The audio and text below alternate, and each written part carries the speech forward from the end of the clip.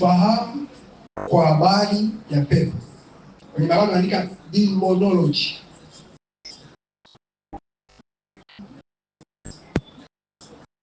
Najua haya ni masomo fulani ambayo kwenye yale makanisa yetu mengi hatujawahi kuyasikia. Kweli si kweli? Kweli si kweli hivi? Na ukianza kufundisha hivi, sababu natamani kila mmoja wetu hapa awe na aina fulani ya ufahamu ili aweze kujihakikishia ushindi dhidi ya nguvu za giza, ushindi dhidi ya mapepo. Hautakaa kushinda, hautakaa kuvuka kama kuna aina fulani ya ufahamu ambao hauna. Mungu alivyoyafanya maisha, Mungu amefanya maisha yaendeshwe na ufahamu. Kwa hiyo utakuwa sawasawa na vile ambavyo unafahamu. Zaburi 82 na mstari wa 5, Biblia inasema kwamba hawajui, hawafahamu, hutembea gizani. Hawajui, hawafahamu, hutembea wapi? Zaburi 82:5. Maana kwamba watu ambao hawajui na watu ambao hawafahamu watajikuta wanatembea kwenye giza. Chochote kile ambacho hautakijua, chochote kile ambacho hautakifahamu, utajikuta kwamba unatembea kwenye hilo giza. Kwa hiyo usipofahamu kwa habari ya pepo, woga pepo wanakukalia, wanafanya unajisikia juu yako kwa sababu haujafahamu. Haujafahamu. Vipi kwa habari ya ndoa, familia, mahusiano na malezi? Usipofahamu pia ndio wale vijana ambao wanaanza mahusiano wanayavunja. Wanaanza vitu fulani wanajifanya sababu ya kutokujua au kutokufahamu. Lakini asubuhi ya leo na mimi kabisa Bwana anakupatia huu ufahamu kwa jina la Yesu. Sasa hivi Bwana anakupa ufahamu kwa jina la Yesu.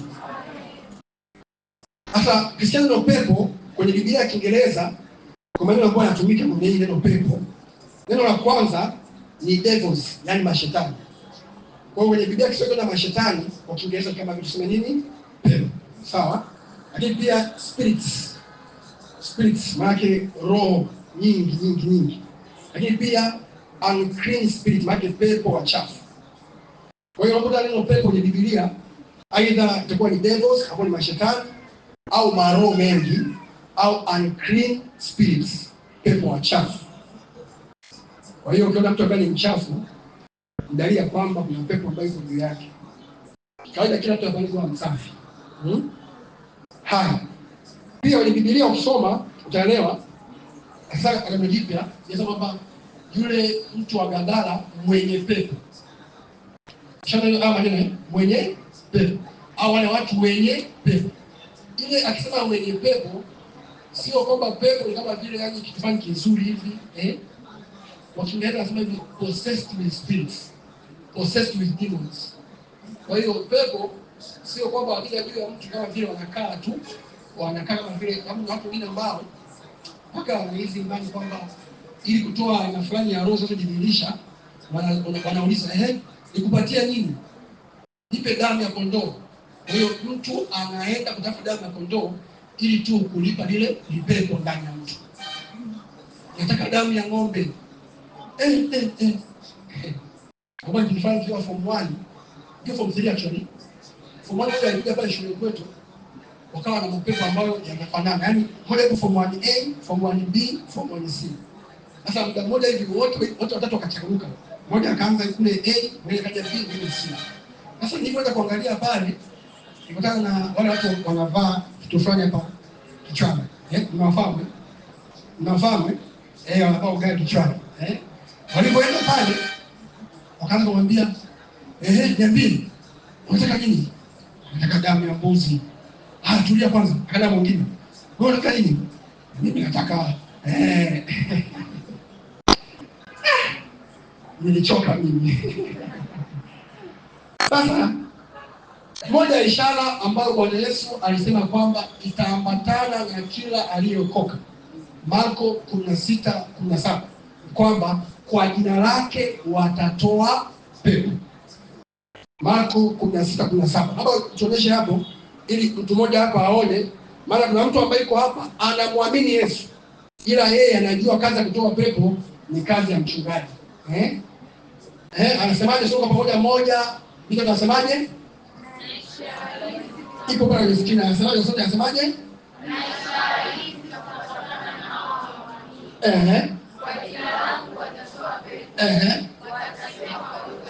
Cha kwanza anachokisema kwa habari ya wote wanaomwamini Yesu, kwa jina lake watatoa nini? Kwa jina lake watatoa nini? Na hata Yesu mwenyewe ukiangalia huduma ya Yesu alikuwa ni mtu ambaye ana vita na mapepo. Kweli si kweli? Wanapokea Biblia nani? Kila mahali Yesu akipita lazima ana changamoto na mapepo. Haya mapepo yalifanya nini Yesu? Akamwambia Yesu, tuna nini nawe mwana wa Mungu? Je, unataka kututesa kabla ya wakati wetu? Maana moja kwa mtu Yesu kwenye huduma yake nzima alikuwa anapambana na uchungaji. Ni pepo. Sasa ni ajabu, Yesu yule ambaye yeye yule jana, leo na hata milele, wewe Mkristo ukakaa kwa amani kabisa. Unasema mimi mchungaji, sitaki shida kabisa na mapepo. Sitaki kabisa shida nao. Yaani I don't want problems. Uwe unataka hautaki, imradi upo kwenye jamii hii ya Afrika. Nikamsikia mama Uma Mkonga anasema kwamba nashangaa mtu yupo kabisa Afrika. Watu weusi, watu ambao wanawanga, watu ambao wana mambo kila namna, alafu hataki kumtafuta Mungu. Hataki kuwa na nguvu za Mungu za kumsaidia kuweza kukemea kila aina ya pepo. Ila leo hii utaelewa namna ambavyo Mungu anakusaidia uweze kukemea hizo pepo kwa jina la Yesu. Sema amen. Sema amen. Kwa hiyo kuna aina ufahamu ukionayo utajua kabisa kwamba hawa pepo Yesu alikuwa kila mara akipita ana changamoto nao. Tufungue kitabu cha Marko sura ya 5 mstari ule wa kwanza hadi wa 20. Kwenye utangulizi wangu nataka tusome haya maandiko pamoja kama kanisa. Tutasoma yote. Na sisi tuna screen hapa. Kwa hiyo yani najua kabisa hamna shida kabisa. Marko 5:1 hadi 20. Amefika hapo. Haya kanisa kapoda tusome hapa anasemaje? Hiyo ni sauti ya watu wawili. Kwa sababu anasemaje? Wakafika mambo ya bahari.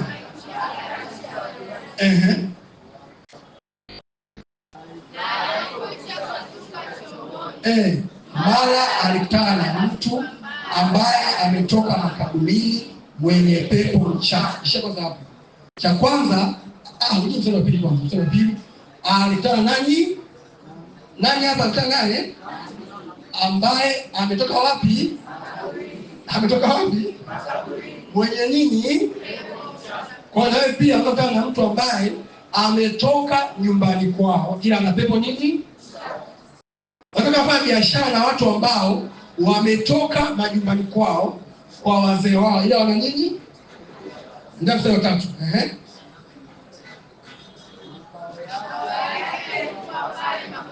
Makaburi yako wapi? Mtu anaishi makaburini. Kwa hiyo kikawaida mtu anaishi makaburini jamani. Endelea mbele. Wala hakuna mtu yoyote aliyeweza kufunga tena hata kwa minyororo. Bali hakuna mtu ambaye anaweza kumfunga huyu mtu kwa minyororo. Sababu gani? Kuna pepo mchafu ambaye yuko juu yake. Mstari wa 4. Kwa sababu alikuwa amefungwa mara nyingi kwa pingu na minyororo. Unafahamu pingu vizuri? Maaskari wakikamata mtu huwa wanafunga pingu. Sasa walijaribu kufanya ile pingu ila ikagoma. Jamaa anatoa mikono yake ile pingu, yani anaweza kaikuta mikono na namna fulani akaitoa huko. Akaikata ile minyororo na kuzivunja zile pingu. Anazivunja. Wala hakuna mtu aliyekuwa na nguvu za kumshinda. Ndio tusome ile andiko hilo hapo. Hakuna mtu aliyekuwa na nguvu za nini fanya kumshinda. Sasa kama sasa na siku zote usiku na mchana alikuwako makaburini na milimani akipiga kelele na kujikatakata kwa mawe. Sasa tushaona hapo. Ama andiko utaona kwamba huyu mwenye pepo kuna mambo ambayo anatufundisha. Najua wengi wakimwangalia huyu huwa anajua labda alikuwa amechizika. Ndivyo ambavyo leo utakuta kuna mtu ambaye anaokota makopo. Si kwamba anaokota makopo, bali kuna nguvu ambayo imemfanya afanye hivyo. Endelea vizuri. Sasa jambo la kwanza iko kama mambo. Habari hii inatufundisha mambo yafuatayo. Jambo la kwanza, kile ambacho pepo wangependa kukufanyia endapo watapata nafasi. Jambo la kwanza ambalo tumeliona hapa ni kwamba pepo kuna mambo ambayo wanapenda kumfanyia mtu endapo tu watapata nafasi. Jambo la pili, andika kwamba kile ambacho pepo tayari wanafanya kwa watu ingawa ni kwa namna ya polepole. Jambo la pili ni kile ambacho pepo tayari wanafanya kwa watu ingawa ni kwa namna ya polepole. Alafu niangalia hapa mbele. Nimegundua kwamba magonjwa mengi ya kansa huwa hayatokei siku yakigundulika. Baadaye hapa somo kwa afya. Kweli si kweli? Kweli si kweli? Kansa huwa inaanza kidogo kidogo hivi. Ule muda inagundulika ni baada ya kwamba imekuwa kubwa sana. Vile vile nilikuwa nasoma habari fulani nikasema kwamba hawa madaktari kama Dr. Sara, Dr. Dolini hapa, na wengine wengi wanaposoma udaktari, moja ya kitu wanachotumia kujisoma daktari huwa wanafanya dissection ya miili ya watu ambao wamekufa. Kwa mfano, wakisikia kwamba labda mtu alikuwa na kisukari, ameshafariki, ule mwili wake wanauchukua, wanaupasua, wanaanza kujifunza, je, hichi kisukari ambacho kiko juu ya mtu kimesababisha madhara gani? Nakuta kwamba huyu mtu kisukari chake kimefanya labda ini lake liwe na namna fulani. Hiyo ni pathology. Sasa kwa nini wanafanya vile? Wanagundua kwamba kuna baadhi ya vitu ambavyo mtu akiwa navyo bado akiwa hai huwa havionekani, ila akishafariki ndio unaona madhara yake kwa uhalisia. Vile vile pepo kuna mambo ambayo huwa yanafanya ndani ya maisha ya mtu hata kama bado hayajulikana, ila tu wanaendelea kufanya pole pole. Kuna siku ambayo itazidi sasa, mwingine amezidiwa mpaka pepo anapiga kelele. Mwingine amezidiwa mpaka pepo anafanya aanze kuwa kichaa kabisa. Mwingine amezidiwa mpaka pepo anafanya amwache mume wake, amwache mke wake. Huyo mtu ambaye afanye amezidiwa. Unaona vizuri? Kwa kuna mambo ambayo pepo huwa wanafanya kwenye maisha ya watu, aidha unajua au hujui, ila huwa wanafanya kwa namna fulani ambayo watu wengi huwa hawaelewi. Jambo la tatu, andika kwamba hali ya mwisho ya mtu ambaye pepo wamepata nafasi, hali ya mwisho ya mtu ambaye pepo wamepata nafasi huwa ni mbaya ikiwa atawaacha waendelee kukaa ndani mwake. Hali ya mwisho ya mtu ambaye pepo wamepata nafasi huwa ni mbaya ikiwa ataacha waendelee kukaa ndani yake. Huyu jamaa kile kipindi ambapo paka akawa anakaa makaburini, anakaa milimani, anapiga makelele na anajikelele kwa sababu gani? Pepo walikuwa wamepata nafasi ndani mwake. Kwa hiyo pepo hii habari ya jambo la kwanza, kile ambacho pepo wangependa kufanya endapo wangepata nafasi. Waefeso 4:27, wala msimpe ibilisi nini? Nafasi. Jambo la pili, kile ambacho pepo tayari wanafanya kwa watu ingawa ni kwa namna ya polepole au kidogo kidogo. Jambo la tatu, hali ya mwisho ya mtu ambayo itakuwa ni mbaya ikiwa pepo bado atabaki ndani mwake. Sasa angalia kichwa, aina za ufahamu ambazo unapaswa kuwa nazo kwa habari ya pepo. Aina za ufahamu ambazo unapaswa kuwa nazo kwa habari ya pepo. Jambo la kwanza, andika hivi, dhana ya umiliki vs kutesa. Dhana ya umiliki vs kutesa. Dhana ya umiliki vs kutesa. Ipate kwamba hakuna madhabahu ya kuzimu yoyote, hakuna pepo yoyote yule ambaye anaweza kumiliki mtu aliyemwamini Yesu. Hakuna madhabahu ya kuzimu, sio madhabahu ya familia. Kama anasaidia watu fulani kasema kwamba pastor, hizi familia yetu iko hivi na hivi na hivi. Ile kitu ukishamwamini Yesu haiwezi kukumiliki kwa namna yoyote ile. Neno nzuri, madhabahu ya kifamilia, sio mizimu ya ukoo, wewe uliyemwamini Yesu haiwezi kumiliki kwa namna yoyote ile. Nani tu ni mtu ambaye uko hai. Ezekieli 18:4. Ezekieli 18:4. Inaonyesha kwamba mtu yoyote yule ambaye yuko hai anamilikiwa na Mungu. Ezekieli 18:4. Tusome hapa anasemaje?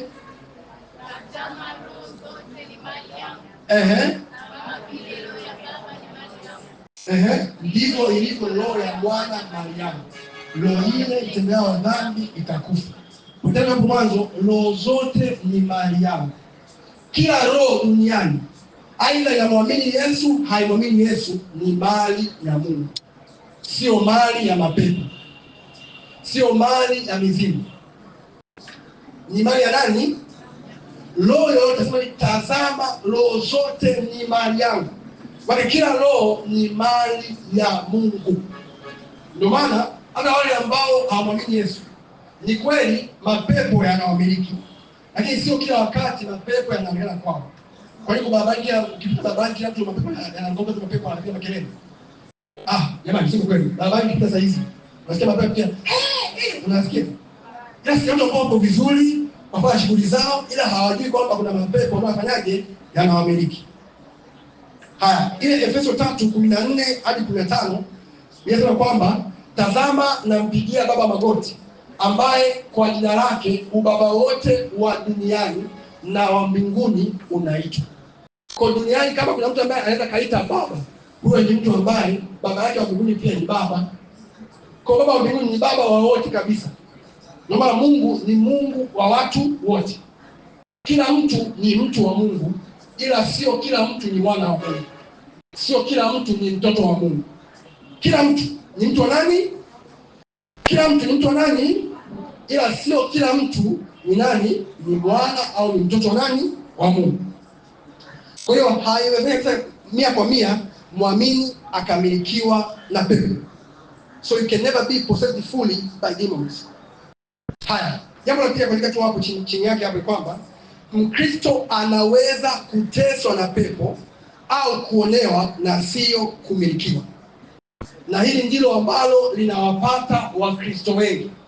Wakristo wengi wanateswa na mapepo, Wakristo wengi wanaonewa na mapepo, ila hawamilikiwi na mapepo. Hawamilikiwi na nini? Na mapepo. Kwa nini unaona TV vizuri? Hii TV nikiwa na remote. Ile remote nao pale Pastor Jofu. Hebu zima TV. Zima TV. Muone wenyewe kwamba kile ambacho mapepo huwa wanafanya kimesha. Kaa huko mbali hapo zima. TV imezima bwana. Ni mmoja ni wote yule kule nyuma. TV ifanyaje? Hebu washa tena. Utagundua kwamba ndivyo ilivyo maisha ya Kristo wengi. Mapepo hayapo ndani mwao, lakini yanawamiliki tokea mbali. Kama nini? Kama nini? Kwa mtu anaishi maisha yake, kuna mambo yanayoendeshwa na mapepo. Naweza kuonyesha vizuri. Kuna mambo ambayo mapepo yanafanya aende, ayafanye hivyo. Kumbe sio yeye kwa sababu eti anamilikiwa na mapepo. No. Wala sio mapepo anakaa ndani mwake. Ni pepo anamiliki, anamcontrol kama remote. Hivi mapepo ambayo watu waumwe magonjwa. Mtu anauma katika kisukari. Yeye sio kisukari, in fact ni pepo ambayo iko mahali fulani amemwekea kisukari, mlokole mmoja ambaye kwenye maombi huwa anaenda kwa kabisa. Shakapalagavusite. Yakapalagate. Ila kuna pepo anamiliki tokea mbali, kampatia vidonda vya tumbo. Unaelewa vizuri? Kwa pepo hawezi akamiliki mtu, ila anamtesa au anamuonea tokea mbali. Matendo sura ya 10 na mstari wa 38. Yesu ambaye nikwambia kila mahali alikuwa anapita alikuwa anawashughulikia mapepo. Kwa sababu gani? Matendo 10:38. Habari za Ebeneza Chaula wa Gongo la Mboto. Pastor najiinua. Sasa na wewe jina lako hapo, Haya, tamani habari za Ebeneza Chaula wa Gongo la Mboto. Soma vizuri bwana. Habari za nani hapo? Wewe jina lako, habari za nani hapo? Sitakusikia. Habari za nani hapo? Neno la Mungu ni la kwako, unaweza kufanyaje ukadimilikisha. Sasa mimi nasema habari zangu. Tuko pamoja tena. Habari za Ebeneza Chaula wa Gongo la Mboto. Jinsi Mungu alivyomtia mafuta kwa Roho Mtakatifu na kwa nini? endelea. Naye akazunguka huko na huko akitenda kazi njema na kuponya wote walionewa na nani? Kuna watu ambao walikuwa wanamwamini Yesu, wameokoka kabisa, lakini wanaonewa na ibilisi. It is possible. Upo kanisani, ni mshirika mzuri kabisa, hadi zaka unatoa, ila bado unaonewa na ibilisi. Hadi unasali na unafunga kabisa, ila kuna eneo ambalo ibilisi bado anakuonea. Na asubuhi ya leo kila maonezi yanakoma kwa jina la Yesu. Nasema hivi, kila mateso na maonezo ya ibilisi na mapepo yanakoma asubuhi ya leo kwa jina la Yesu. Sasa watu ambao wanaamini Yesu, wao wanajikabidhi jumla kwa shetani. Kiasi kwamba kuna baadhi ya watu ambao mtu anaweza anaishi, kumbe yeye ameshamilikiwa na shetani. Kiasi watu wa Freemason sijui, Illuminati. Nishasikia mtu mmoja hivi maarufu duniani, eti huwa analala kwenye jeneza. Basi anaposti picha mtandaoni. Anaposti picha wapi? Mtandaoni. Analala kwenye jeneza. Kwa ujasiri wala haogopi. Kuna wengine tena wanaimba nyimbo zao zile duniani, wamevaa mapete fulani hivi makubwa hivi. Kuta lipete linalikishwa lifufu hapa kabisa hivi. Au amevaa cheni, ana lifufu fulani hivi. Huyo ni mtu ambaye tayari alishajimilikisha na adui shetani. Mwingine amechora matatu. Unaona sio sawa mtu aliyokoka kuchora matatu. Mwili mzima amechora matatu. Anatembea hivi kama kaushi. Ndio matatu ameachora. Mbona mnaangalia hivi? Mje kuona watu. Ni kama vile mimi hapa tunaondoka peke yangu. Amje kuona watu kweli. Sasa hawa watu ambao wamejimilikisha jumla kwa shetani. Kwa kuwa makini, ni mtu ila kumbe rohoni tayari ashajimilikisha kwa shetani. Nina vizuri mpaka hapo. Kwa hiyo mtoto wa Mungu hawezi kumilikiwa jumla na mapepo. Haiwezekani na haitawezekana. Jambo la pili. Ufahamu wa pili ni kwamba pepo hawana miili, ila malaika wana miili. Ukisoma maandiko vizuri utaelewa kwamba malaika popote pale ambapo malaika kwa anatokea, kuna wakati ambapo malaika kwa anatokea kwa umbo la mwanadamu kabisa. Kwa kwenye Ibrahimu anatokea na malaika, akamisa kana watu wanakuja wanaenda Sodoma. Ambia jamani sabanini nambeni wao ni wasaidia hapo kidogo hapa. Kwa kuna watu kabisa ambao wao sio mtu ila ni Mungu yupo ndani mwao. Ila pia pepo hawana makazi. Rohoni pepo hawana makazi. Makazi yao ni kwenye miili ya wanadamu. Ndio sisi. Pepo hawana miili, miili yao ni mwanadamu mmoja hivi. Naenda kuombea usio wewe kabisa. Mathayo 12:43 hadi 45. Sikilize vizuri. Sikilize, angalia. Mathayo 12:43 hadi 45. Pepo yote moja ya makazi yake ya kwanza anayoyapenda ni mwili wa mwanadamu. Sawa? Akikosa mwili wa mwanadamu ataenda kwenye mnyama. Yesu anasema hivi, tutoe wale pepo wanamwambia Yesu, naomba uturuhusu tuende kwenye hawa nini? Nguruwe. Sasa sio kwamba nguruwe kule kiuto ni vibaya, hapana tu. Sisi madi pastor hawa hadi mapepo walikaa juu yao. Tokea siku hiyo pastor tuisha Mungu kula kitimoto vizuri. Mimi na tunaongeza mtu ambaye ana hali ya kitimoto. Haya. Pia wanapenda wanyama kama vile ukuta paka. Ukishasikia paka ndani ya mwanadamu. Kuna sauti ya huyo paka sio ya paka kawaida, ni mwanadamu kabisa. Naangalia watu ambao nyumbani kwake au chumbani kwake huwa anasikia kelele za paka nje, analia kama mtu kabisa. Au analia kama mtoto mchanga. Huyo ni pepo ameingia ndani ya yule nani? Paka. Paka. Lakini pia fisi. Ukishasikia fisi wanakuwa na maro fulani hivi. Ukishasikia? Wachawi wengi wanapenda kutumia fisi. Kule vijijini kule. Naona fisi anatokea vibaya.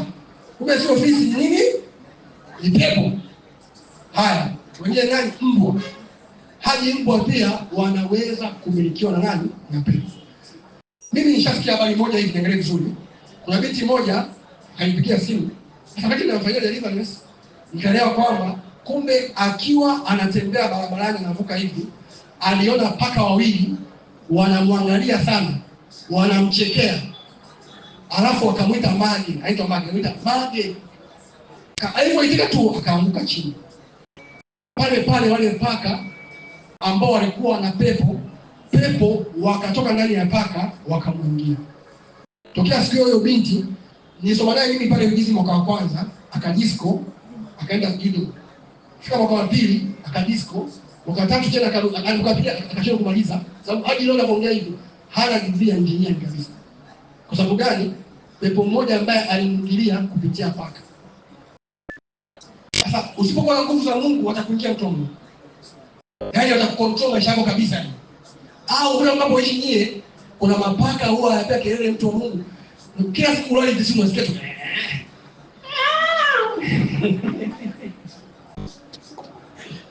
Kwa hiyo pepo makazi ya kwanza ni mwili wa wanadamu. Sawa?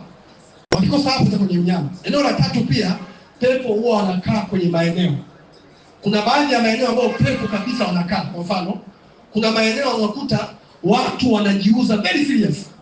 Kama hapa mwisho hapo. Pale mwisho pale unakuta mwisho pale. Kama watu ambao mshaona pale watu wanajiuza pale. Ile eneo kuna pepo yuko pale. Hapana watu wajiuze. Mtu anakaa kabisa uchi wala haogopi. Tena bila anakuita kaka njoo. Unakuta sema mbona ishi unapita ile njia. Unaitwa kaka njoo. My brother, kuwa makini. Kuna watu siku moja wanaenda kushuhudia watu ambao ni makahaba. Wakawa wamefunga siku 7 kavu. Akasema tunaenda siku 7 tushatoka siku 7 kavu. Tunaenda kuwashuhudia hawa watu. Wakaenda kushuhudia vizuri. Sasa baada ya muda wanajicheki wenyewe, mmoja wao haonekani. Pamoja na siku 7 kavu. Lile lola ile eneo lile pepo la ile eneo likamkamata yule kijana. Akabaki kwa ndani anahudumiwa. Ilikuwaje kwaje? Mapepo ya maeneo. Sasa unasoma Kampala, kumbe pale Kampala kuna roho ya kusema kwamba watu wa Kampala hapa waishie kuwa kawaida. Ni pepo limekaa pale juu hivi. Darasa ambalo unasoma wewe mwanafunzi. Baada ya salako pale, mtu mmoja alishakaa pale akasema kwamba darasa hili kwa nasoma mimi hapa, hakuna hata mmoja hapa atafanikiwa zaidi yangu mimi. Ni mtu wa shetani. Amebeba pepo fulani hivi. Na yupo darasani kwa anakuamlia maisha ya mtu wa Mungu. Jambo la tatu. Aina ya tatu ya ufahamu ambao unapaswa kuwa nao.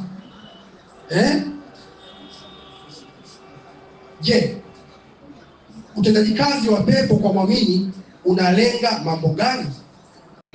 Je, utendaji kazi wa pepo kwa mwamini unalenga mambo gani? Kokote ukiona pepo anafanya kazi ndani ya mtu aliyokoka. Kwa nini pepo afanye kazi ndani ya mtu aliyokoka? Au nini pepo anamtawala mtu aliyokoka? Au pepo anamtumikisha mtu aliyokoka? Au pepo anatamani akae ndani ya mtu aliyekoka? Kwa nini? Jambo la kwanza, kumzuia ushirika wake na Mungu kuwa hai.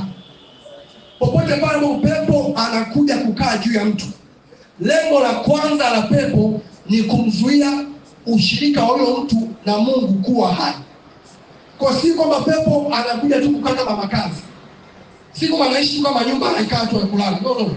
Anakuja kusababisha mahusiano na Mungu yapate changamoto. Ghafla mtu wa Mungu umeacha kuomba.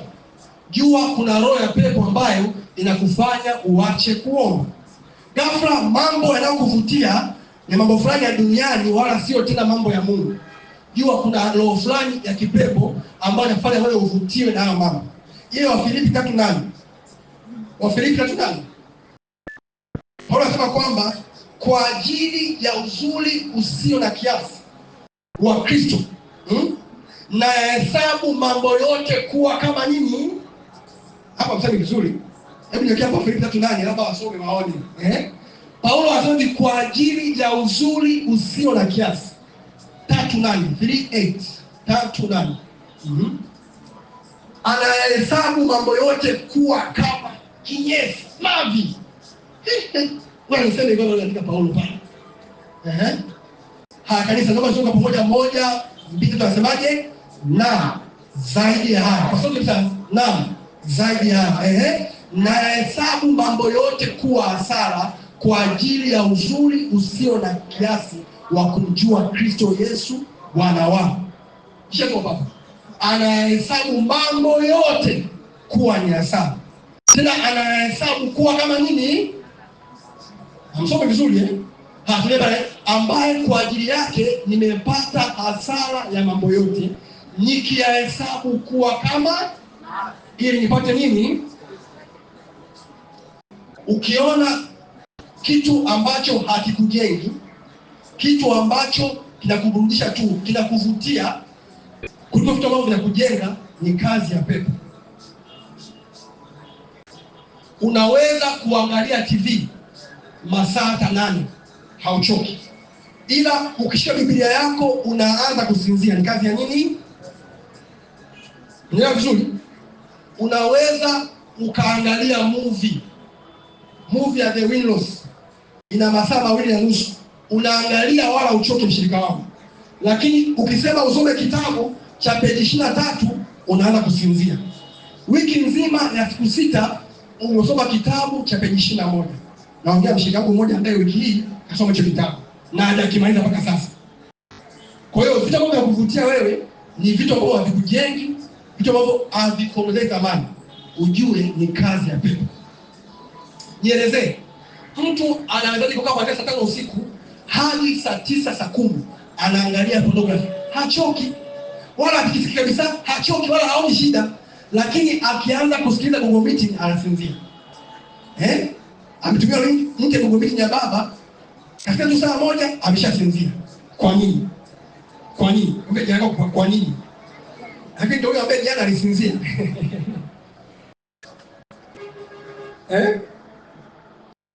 Kwa hiyo pepo hufanya vile ambavyo vinaharibu nafsi ya mtu kuwa ni vizuri kuliko vile ambavyo vinajenga nafsi ya mtu. Siku hizi mtandao wa kijamii unavutia kweli. Yaani kushika simu yako kwanza kuchati. Unaweza mpendo. Au kupiga story. Mtu anaenda sehemu, anakuta rafiki yake kwa kanisani, niambie shughuli yangu za siku nyingi. Unaendelea. Alisema, "Ukini kwaje?" Hizo story hazimchoshi. Atauliza vyote anavyoweza, ila umwambie mtu aanze kumshuhudia mtu dakika 2 zishi. Ashaweza nikuona uokoke. Hata hawezi kwenda zaidi ya dakika 2. Kwa nini? Kuna kazi ya shetani juu ya huyo mtu. Ila sio wewe mwanangu, sema amina. Haya, ukiona leo kama mahali ukacheza game ya simu. Sawa? Mtu anacheza game ya simu kabisa. Game fulani ya simu. Hebu tajia baadhi ya game. Kama hivi. Jing soka. Nyingine?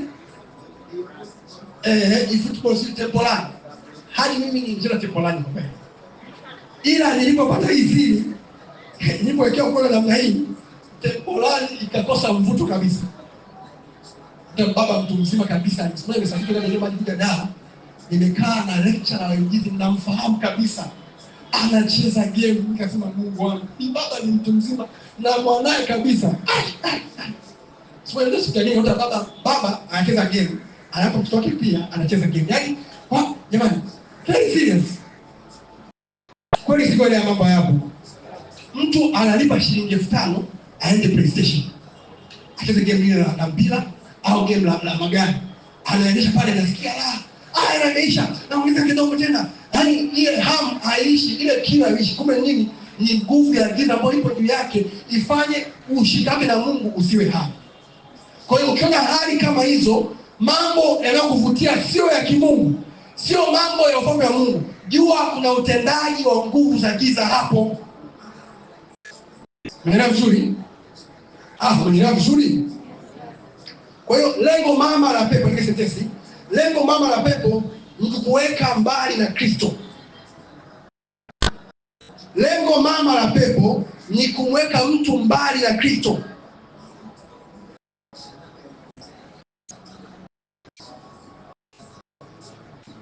Nakupa mkagaya mwishoni. Kilicho tu mwanzo mke wangu. Ukashangaa pepo la movie limenijia juu.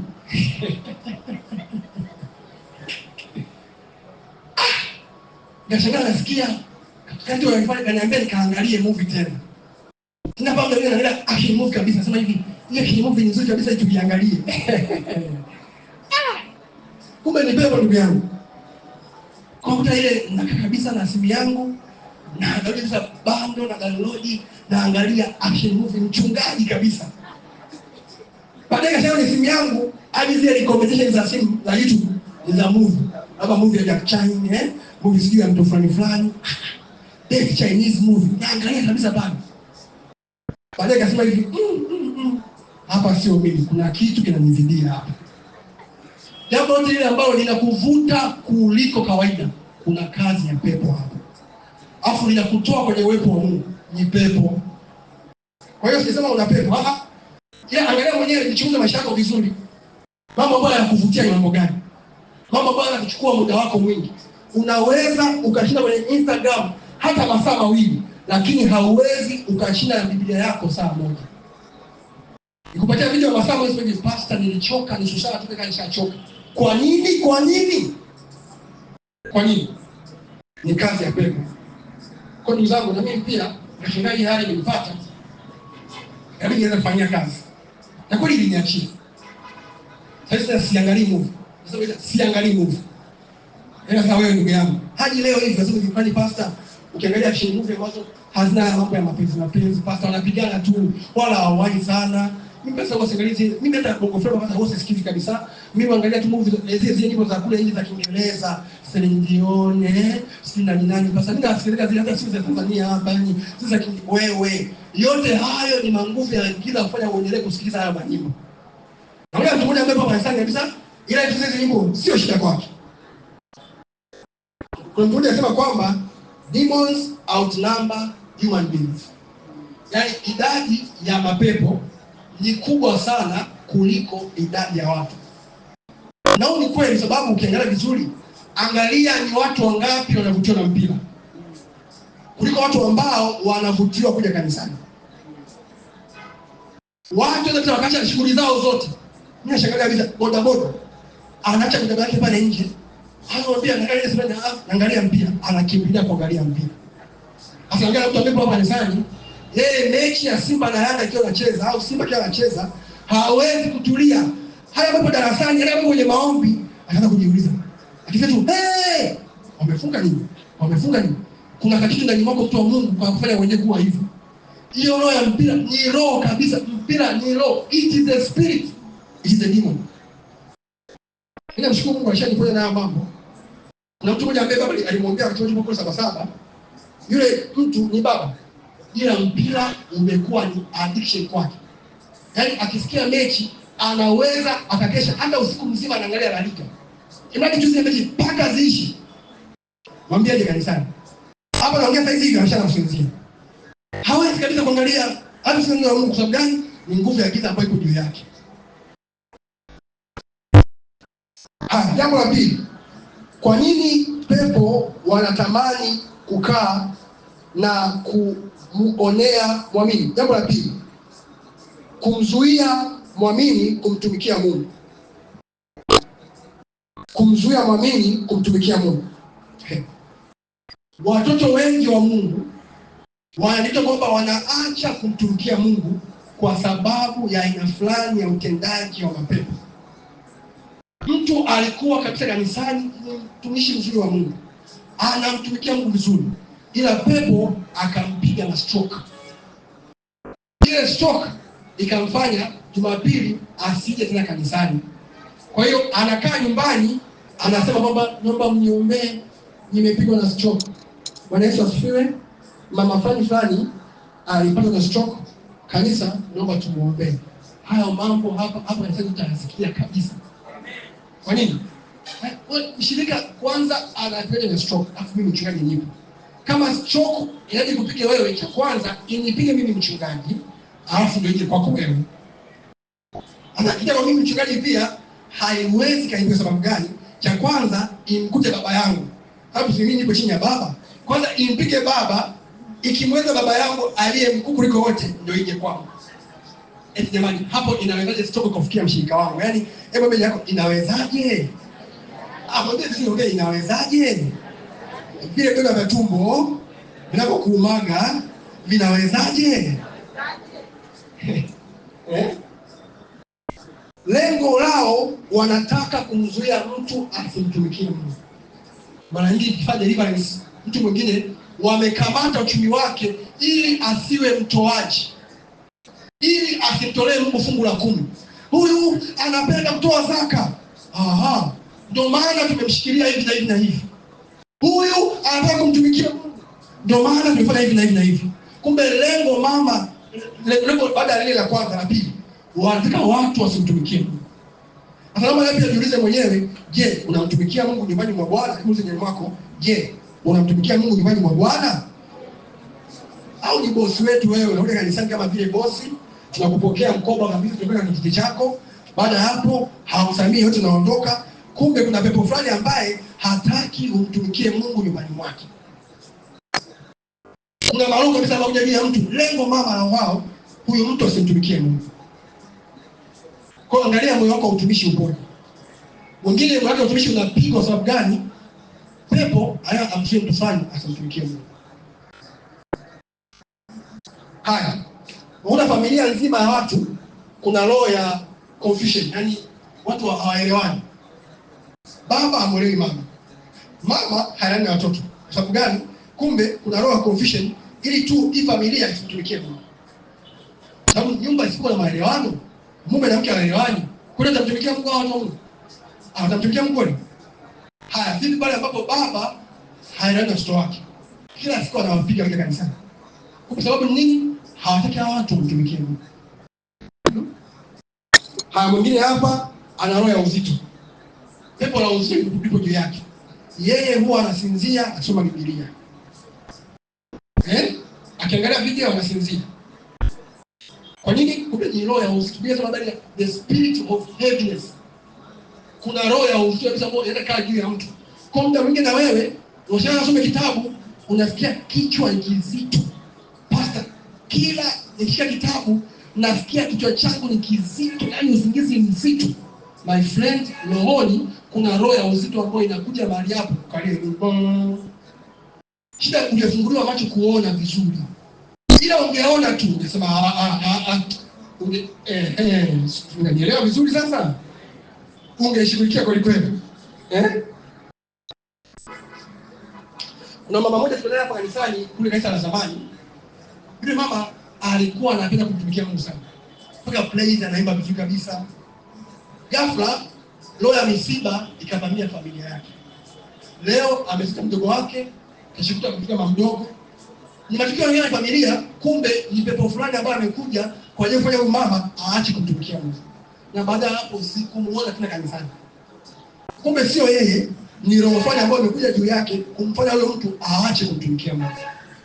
Kwa hiyo kama mtumikia Mungu kwa makini, na baadhi ya roho ambazo huwa zinakuja kufanya wewe usimtumikie Mungu. Tunaona vizuri jambo la tatu. Hii ndio kubwa kabisa. Kuiba, kuchinja na kuharibu. Kuiba, kuchinja na kuharibu. Niwekee Yohana 10:10.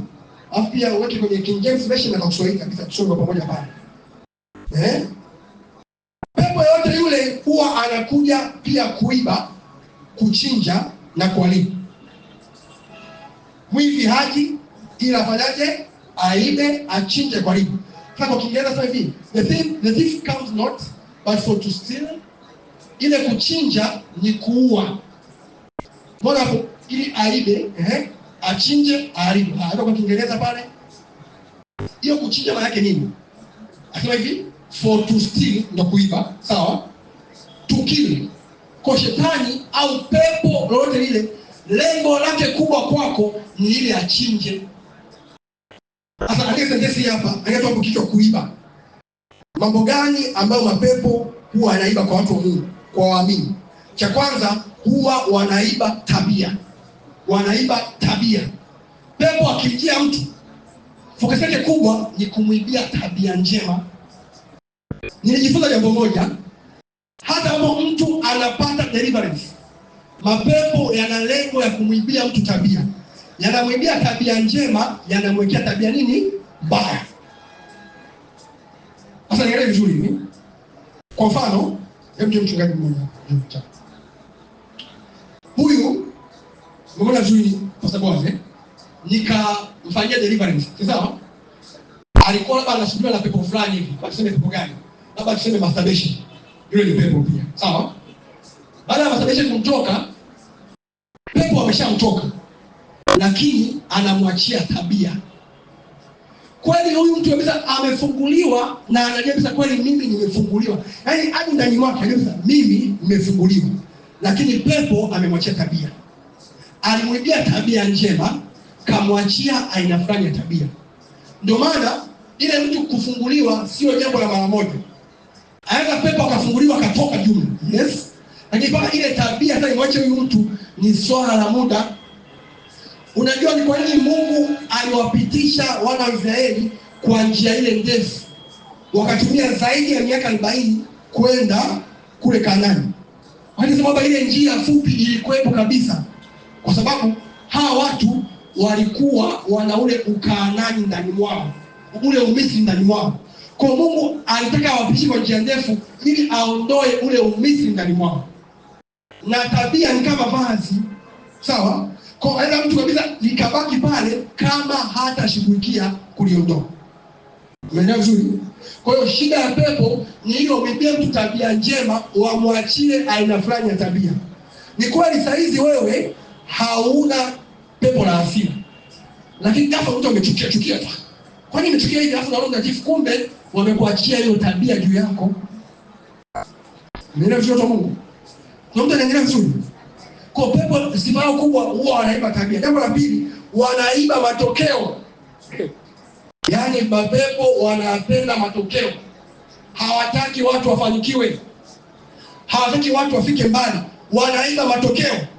Kwa sababu makini, matokeo ni ya kwako kabisa lakini unayaiba.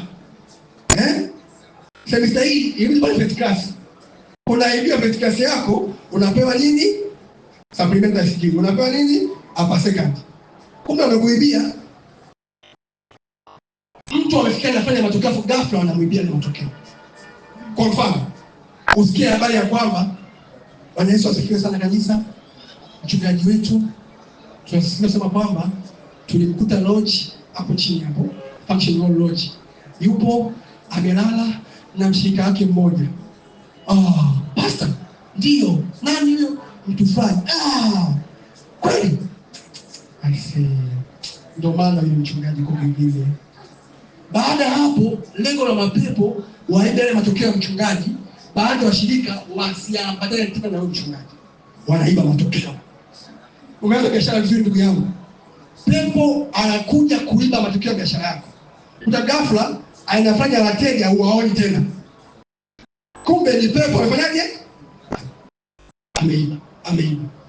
Na mjua mjisifanye ni ndio hapo na zamani. Yule mjilisti alikuwa akihubiri, anahubiri watu wote wanampenda.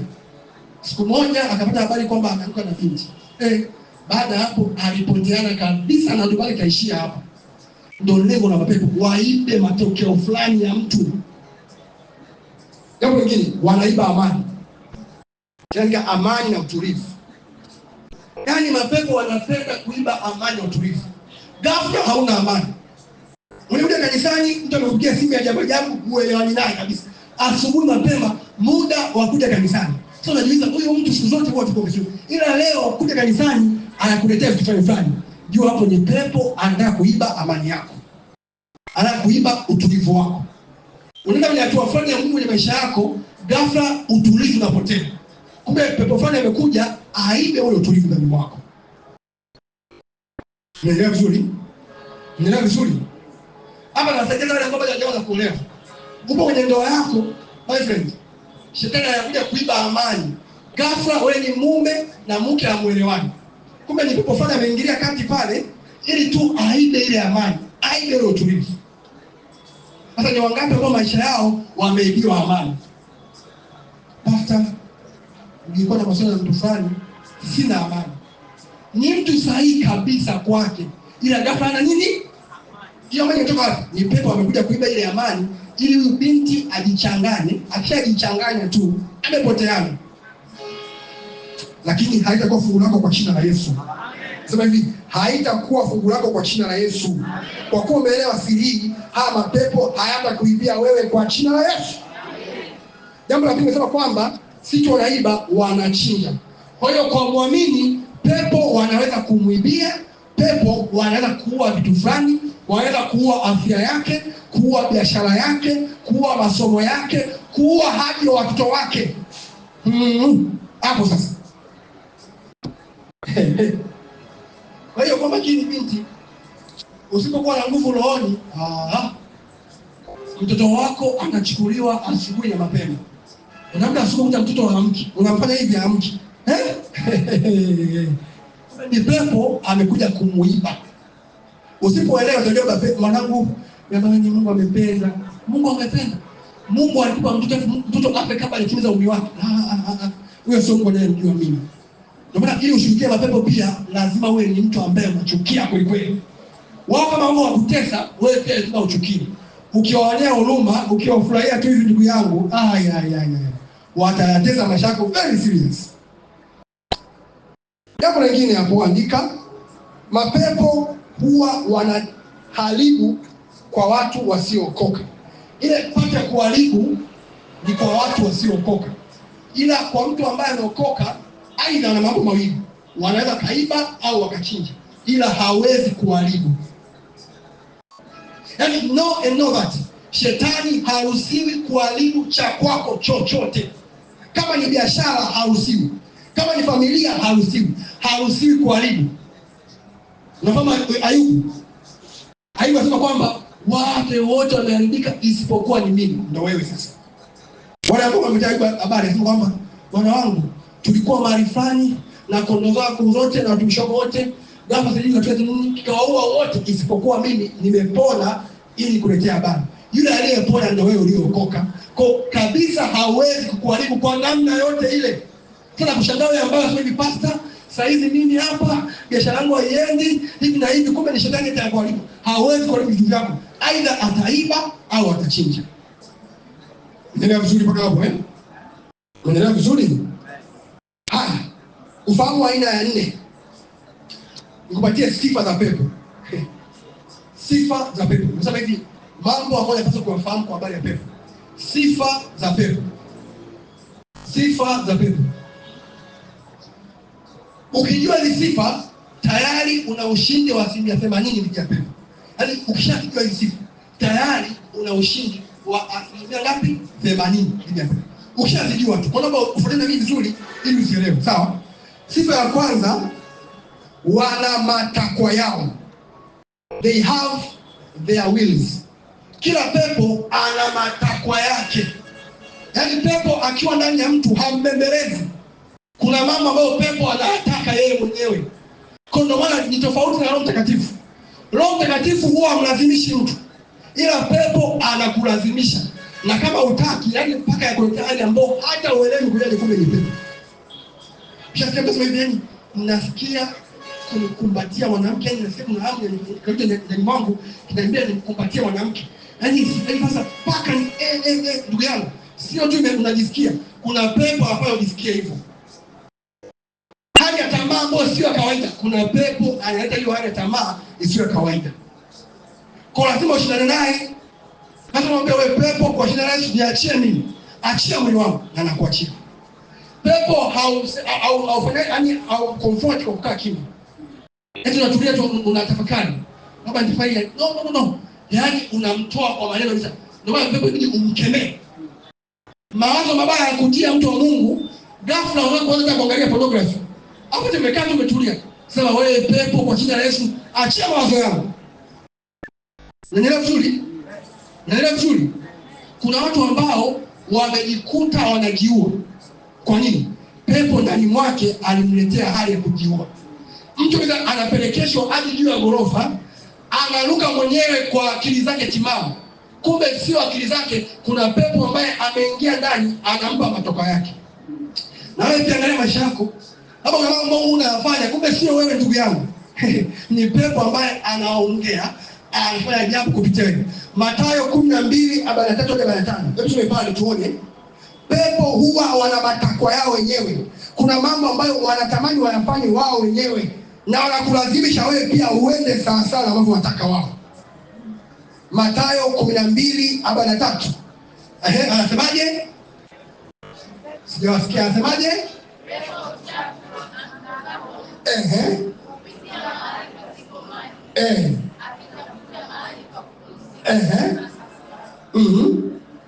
Endelea.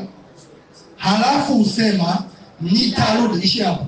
Yaani pepo sema hivi, nitarudi nyumbani kwangu nilikotoka, hata akija aiona tupu imefagiwa na kupambwa. Hata pepo anapomuona mtu, anamuona mtu kama nyumba, kama makazi. Kama mambo na yeye pia anasema hivi, mimi hapa pastor naishi goli la chini, nimepanga nyumba fulani. Pepo pia anakuona wewe kama nyumba. Sasa anapokuona kama nyumba, anasema hivi, mimi nitarudi. Maana aidha huyu mtu anataka au hataki, ila pepo ameshaamua. Kwa mapepo huwa wana matakwa yao. Jambo la pili, mapepo wana hisia. They have emotions. Ndio maana huwa tukienda kuwatoa mapepo hapa wanalia, naungua. Anaunguaje? Ni hisia hizo. Analia nini? Ni hisia hizo. Unaelewa vizuri Na wajua wanawake kimsingi wameumbwa kuwa ni viumbe wa hisia. Sawa? Lakini kuwa makini mwanamke, ile kwamba wewe ni kiumbe cha hisia sio kwamba eti hisia zikupelekeshe ufanye mambo kwa mudi. Si sawa. Moja ya vita niliyokuwa na mke wangu kabla sijamuoa, alikuwa anapenda kufanya mambo kwa mudi. Anafanya kwa kujisikia. Wewe nikamwambia wewe sio mtu wa kujisikia sikia. Hata na wewe pia dada, leo sijisikii kuomba. Sijisikii kuja kanisani. Pastor nimeamka, kesho sijisikii kuja kanisani.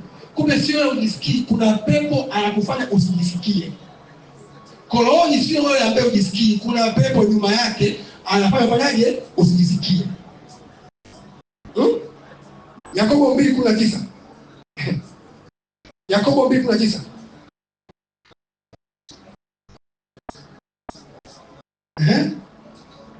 Yakobo 2:19.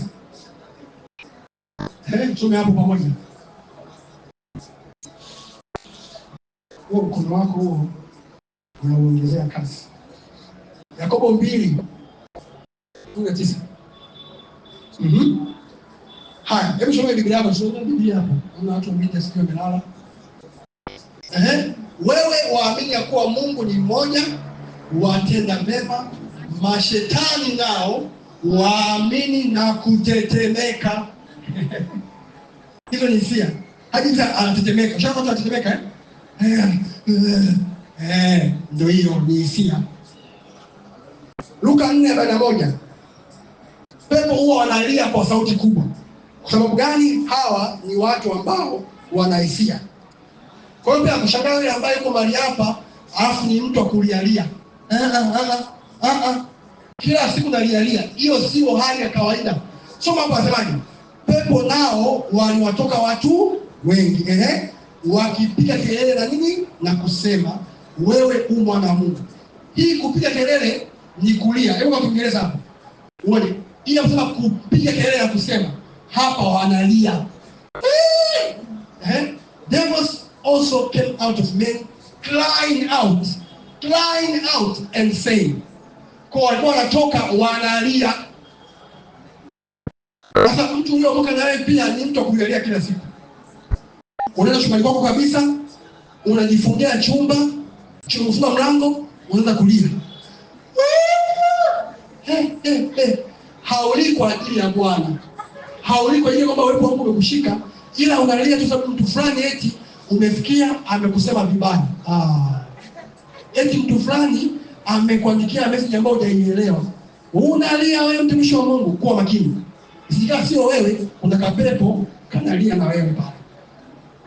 Tena kana kuongezea uchungu. Ile umeanza hivi, nakupa picha nyingine. Na unafanya hivi. Unajua mtambo yake vile, anakuwa kidogo. Hapana ile pepo anamletea picha fulani. Ndio anataka tena. Anaongeza kama vile anaenda kwa stage namna hii. So far from me. Kwa hiyo mtu ambaye anasumbuka na hali ya depression, mawazo, kila mara anakaa peke yake anajililia mwenyewe. Hebu chiki sijapata haraka. Sasa kwani ukilia utapata ada? Eti jamani, hujapata ada. Kwa ukilia utapata ada. Anapotokea vile mtu akilia atapata ada. Au akilia sababu ameacha kwenye mahusiano, huyo mtu atarudi tena. Sasa mtu hata haoni. Kwa sababu masomo yenyewe ujiingiza mwenyewe, hata mimi kidogo sijui. Kwa hiyo bora tu ulie yaishi, sema amina.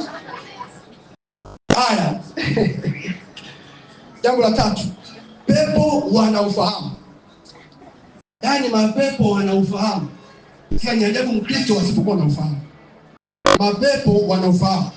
Tena wana aina mbili za ufahamu. Jambo la kwanza, wanajifahamu vizuri wao wenyewe. Jambo la pili, wanawafahamu Wakristo wa kweli wasio na chenga. Wanawajua kabisa. Kwa hiyo rohoni mapepo wanakujua.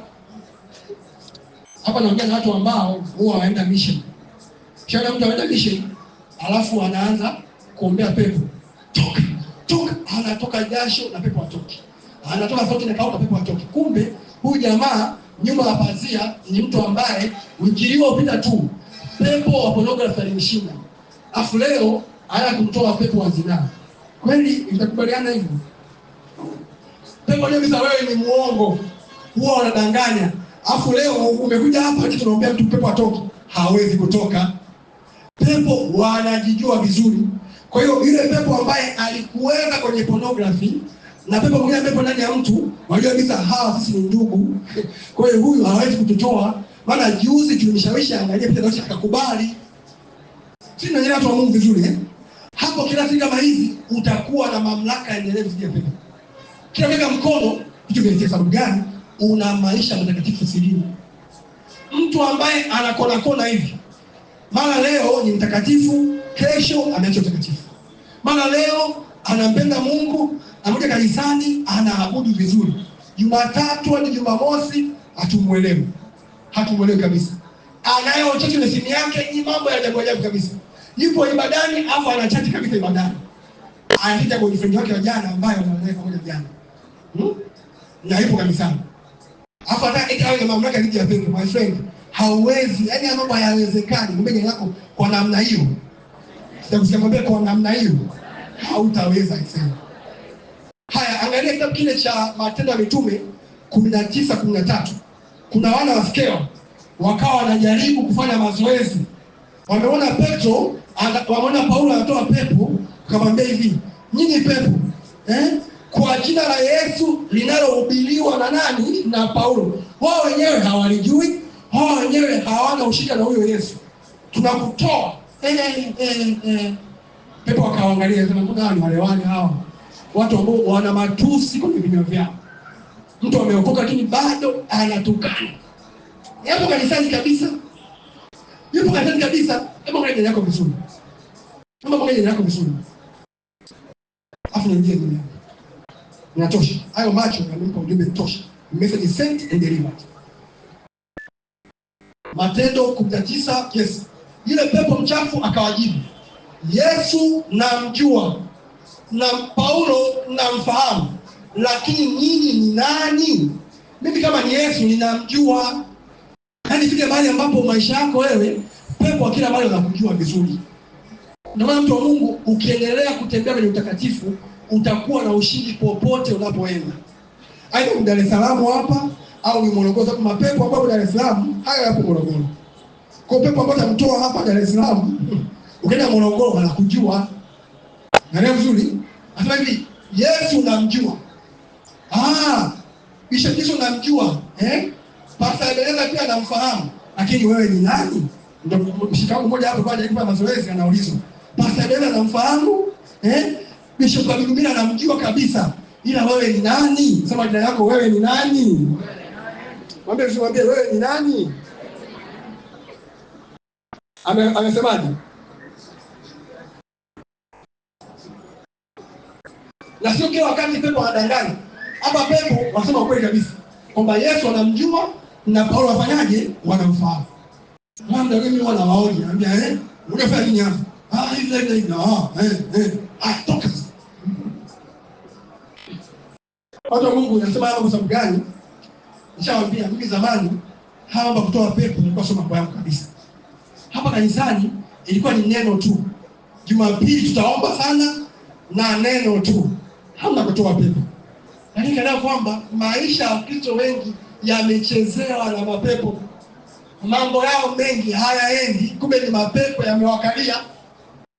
Mtu anakopa hapa, anasema mwingine anakopa arudishe hapa, anasema mwingine anakopa arudishe pale. Sasa hivi kwa nini hizi ni akili au kuna kaloko hapo nyuma ya huyo mtu? Na anajua bisa kukopa ni vibaya, ila bado atamdhulumu huyu, alafu yupo kanisani kabisa. Anampia kibuti huyu, muda huo babake anasema baba nitumie 50. Kumbe ile 50 analipa deni lingine huko. Yaani haya mambo sio kawaida. Sababu gani? Kuna pepo anafanya kazi nyuma ya mtu. Mwenyewe sio Mungu. Kuna baadhi ya tabia watu wanaweza nazo, kumbe ni pepo. Haya, Mkristo ni msenganyaji kabisa, yani anafunia watu. Ni mbea vibaya mno. Sio mbea wake, ni pepo hapana awe mbea. Pastor, natusema sasa na kusaidia kweli kwako kila unasema sema watu wa Mungu. Maana leo kijadili. Leo kanisani yani sijaelewa leo ilikuwa ni kwani. Kwanza pastor leo nimeona mtu anachelewa hivi. Huyu pastor anakuja wewe. Jambo la 4, pepo wana dhamiri, have conscious. Consciousness. Pepo wana dhamiri. Nyakati Timotheo wa kwanza 4:1. Na hizi dhamiri huwa zinaungana na dhamiri ya mtu, nafanya mtu afanye mambo fulani. Pepo ana dhamiri, sawa? Akiwa ndani ya mtu au akiwa na control mtu, dhamiri ya ile pepo inaenda pamoja na dhamiri ya yule mtu, afu mtu anafanya mambo fulani. Haya, kanisa kama tungo pamoja hapa asemaje? Nyakati za mwisho. Wengine wanajitenga na imani, wakisikiliza roho zidanganyazo na mafundisho ya mashetani. Kuna roho zetu, roho zidanganyazo, na hao ndio ambao wanamwekea mtu kumdanganya mtu. Upo kanisani ila kuna inafanya roho kuingia inaanza kukudanganya very very serious. Ghafla mshamu simuelewi, kumbe kuna roho imeanza kumdanganya. Roho zidanganyazo na mafundisho ya nini? Haina mstari wa pili hapo uone. Mstari wa pili. Anasemaje? Wakiwazuia watu, kwa unafiki wa watu wasemao uongo, wakichoma moto dhamiri zao wenyewe. Pepo ana dhamiri, ile dhamiri aliyonayo anamuingizia mtu, alafu ile mtu dhamiri yake inaanza kuchoma. Kwa sababu gani? Huyu mtu ana dhamiri ya Mungu. Akifanya ile jambo moja kinyume na Mungu, ndani mwake kabisa anaanza kusikia sauti ya mwambie hivi, hili umefanya sio sawa. Unaelewa vizuri? Basi pepo wana dhamiri, ile dhamiri wanamuingizia mtu, yafanya yule mtu aanze kufanya kinyume na dhamiri ambayo ni ya Mungu ndani mwake. Na dhamiri ni sauti ndani ya roho ya mtu. Ile Warumi 9:1, Paulo anasema kwamba nasema ukweli katika Kristo, dhamiri yangu ikinishuhudia. Basi kitu cha kwanza ambacho huwa kinakushuhudia wewe ni dhamiri yako. Kabla ya mchungaji kukuona, kabla ya watu kukuona, dhamiri yako yenyewe inakushuhudia kwamba hili nalo nifanya sio sawa. Sio sawa. Wakichoma moto dhamiri zao wenyewe. Kwa mapepo haya huwa yana aina fulani ya dhamiri. Hapa mapepo nimeshakueleza kwamba aidha yanakaa hapo ndani ya mtu au nje ya nini? Ya mtu. Yakiwa ndani ya mtu, mmoja anafanya kazi kupitia hii hapa dhamiri. Sawa? Ghafla ya mtu anafanya dhamiri, anafanya nia ambayo sio kawaida, sababu yapo ndani mwake. Haya, tuendelee mbele kidogo. Jambo la 5. Ni la 5. Haya, pepo wanaweza kuongea. Pepo wanaweza kuongea. Jamani, kuwa makini unapomsikiliza mtu. Ujue roho inayoongea nyuma yake. Mtu mmoja anaelekea ni mtumishi wa Mungu, ila kumbe nyuma yake kuna roho ambayo sio roho ya Mungu. Mapepo wafanyaje? Wanaongea. Anaongea kisa hivi kwa sauti inayosikiliza, ila sio yeye, kumbe ni pepo mmoja anafanyaje? Angalia vizuri. Mke anamwambia mume wake ya kwamba mume wangu, siku hizi hata sijisikii. Yaani sikupendi. Ghafla mke anamwambia mume wake fanya nini? Sikupendi, sema sikupendi. Sema sikupendi. Kwa nini anamwambia hivyo? Sio mke. Kumbe kuna pepo nyuma ya mke, anamwambia mwambie sikupendi. Na hata mtu dhamira yake inafisha vizuri anasema sikupendi. Mtu mwingine anaongea na wewe, japo anapoongea humuelewi. Jua sio yeye, yamkini ni pepo nyuma yake anaongea na wewe. Nenda vizuri. Kuna watu wao makini kugundua na kutambua roho iliyo nyuma ya mtu. Mhubiri anakufundisha kwenye fellowship. Kumbe yule mhubiri ana pepo la uaguzi ndani mwake. Anakutabiria kabisa, akwambia, naona wewe unafanya zinafanya ambapo mchungaji wako ni kijana hivi. Mchungaji wako yuko hivi na hivi. Ni kweli kabisa. Kumbe ni roho ya uaguzi. Kwa makini. Mapepo huwa yanaongea. Sasa anapoongea, cha kwanza, akisha hayaongei kupitia wewe. Cha pili, yakiongea kupitia mtu mwingine pia huwezi kujua. Kwani Yuda ilikuwaje akamsaliti Yesu? Yesu kwamba shetani akamuingia Yuda. Sio shetani mkubwa, nikapepo fulani anaongea nani? Yuda.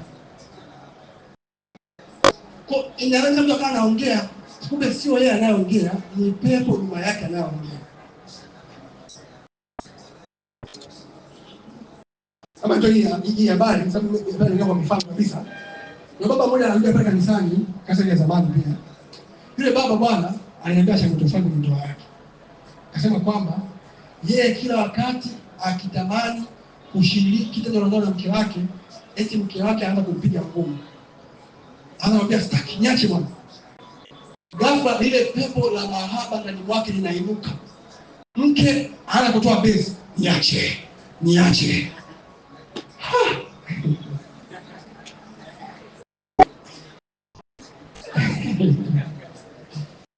Hapa naongea na mwanaume mmoja ambaye kijana mmoja ana mahusiano na binti, kumbe huyo binti ndani mwake ana pepo nyingi na mahaba.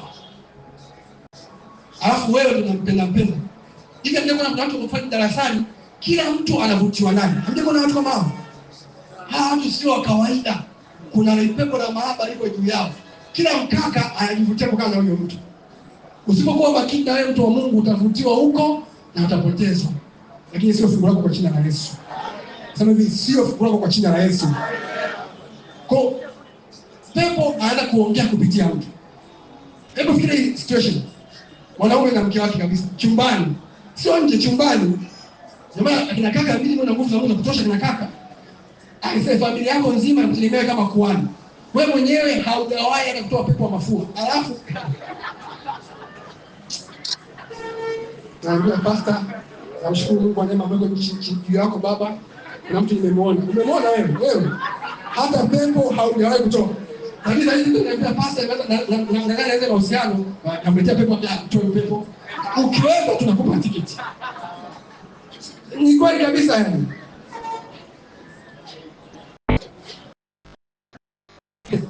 Mama upo nyumbani, ghafla mtoto analia ovyo. Kueleweni? Analia hivi. Unamgeuza hivi, unampa ziwa anakataa, analia. Mama, jua hapo kuna karoka mkaji ya mtoto wako, kakilemea yako, mtoto ghafla analala. Imekuwa ni kwaje? Ndio huwa anakuwa hivyo. Ghafla tu unakuwa vizuri, ghafla kichwa kinakuuma. Ndugu yangu, nikapepo kamekuja hapo kugonga kichwa. Fulani pasta hapa nasikia kitu kinanigonga hapa. Naomba unipigie. Naomba pasta uniombee haraka. Ndio kinanigonga. Nikasema hivi, wewe unayemgonga mwanangu mwachie kwa jina la Yesu. Unaelewa vizuri eh?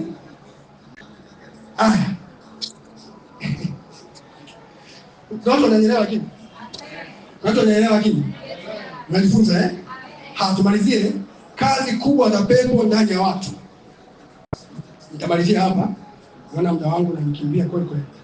Kazi kubwa za pepo ndani ya watu. Ukiona pepo ipo ndani ya mtu au yeyote yule ambaye amemsogelea kama muamini, huwa anafanya kazi gani? Jambo la kwanza, pepo huwa anaweka mihemko mikali ndani ya watu. Pepo wana kazi ya kuweka mihemko mikali. Mtu anashindwa kujizuia kabisa. Kuna kitu kinamvuta, yaani mpaka anakosa usingizi, mpaka anakosa hamu ya chakula, imradi tu afanye hicho kitu. Jua hapo kuna kazi ya pepo juu ya wewe mtu. Yakobo 1:14. Kuna mtaji ambao pepo wakiona ndani ya mtu wanaotumia huo kuamplify. Kwa hiyo ndani mwako kuna kitamaa fulani hivi, sawa? Kile kitamaa kisha ndani mwako wanatumia ile tamaa, wanaleta mwemko mkali usio kujizuia. Ni kweli uko umeshafunguliwa kutoka kwenye kuangalia picha za uchi, ila ghafla unasikia hali ya kwenda kuangalia. Kumbe ni tamaa fulani ambayo uliruhusu ndani mwako. Yakobo 1:14 anasema kwamba lakini kila mmoja hujaribiwa na tamaa yake mwenyewe, huku akivutwa na kudanganywa. 15? Yes. Halafu ile tamaa ikiisha kuchukua mimba, yaani tamaa imeshika mimba, huzaa dhambi. Kumbe dhambi yote ambayo unaiona ni matokeo ya tamaa fulani, ni matokeo ya mwemko fulani ambao adui alileta ndani ya mtu. Tunaelewana vizuri eh? Tunaelewana vizuri? Haya, wewe kimsingi kuna kitu umekitamani. Pepo shauri kabisa wewe umetamani ile simu. Ghafla pepo wa wizi anakujia kukupa hali ya kwamba uishike simu ya mtu huko kanisani, uchukue simu ya mtu kabisa kanisani. Mtu anaiba simu na alishaokoka, ila ghafla kuna kitu cha kuiba ndani mwake. Mimi nafahamu binti moja alikuwa ni place watu society pale mkoa. Sawa? Yule binti pamoja na kwamba yuko place, aliwekea mkono na baba kabisa awe mchungaji. Lakini binti alikuwa na roho ya wizi. Yaani yule binti alikuwa na roho kutamani vitu ambavyo sio vya kwake. Yaani anakuta tu ghafla anajisikia kuchukua simu ya mwenzake. Mtu yuko naye place, sio amekaa vizuri kabisa. Anachukua simu ya mwenzake. Na hapo kanisani kabisa na ameokoka na ukimpa waki pale mbele. Haya mtaabudu Bwana.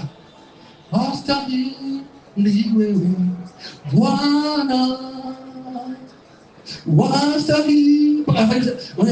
Yes. Mungu uko hapa. Lakini binti yule kuna pepo wa wizi uko juu yake. Anadokoa. Pale hapo mwanamke ameolewa. Alafu anamdogolea mume wake. Watu Mungu, haya mambo ya tabia naomba mshughulikie mapema. Huko binti mali hapa una tabia udokozi, ishughulikie mapema. Sio kawaida. Kwa hiyo ndani mwako wanaweka miemko ambayo sio kawaida. Ile tamaa ile kumbe ndani mwako unatamani gauni jipya.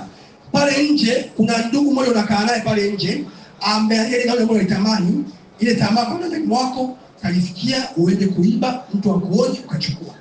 Kumbe sio wewe, ni pepo ameweka muhemko mkali ndani mwako.